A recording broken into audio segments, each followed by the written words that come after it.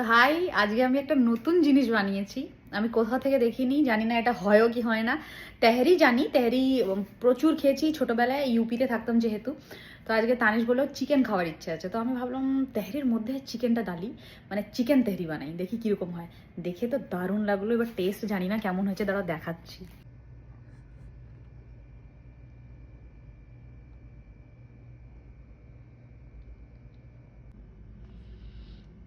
দেখো জাস্ট।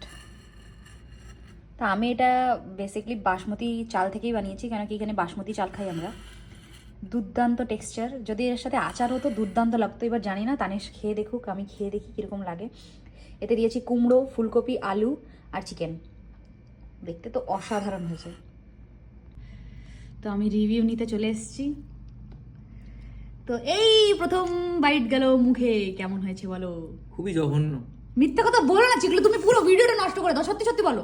এ খাওয়া যায় নাকি? কি বানিয়েছে? কুমড়ো, মাংস, দাও, ফুলকপি। খেতে হবে না, নাটক করে শুধু। বলো তাড়াতাড়ি, আমার বেশি নেই জায়গা।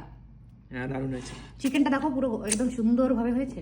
হ্যাঁ হ্যাঁ, হয়েছে, দারুণ হয়েছে। না, একই কথা 10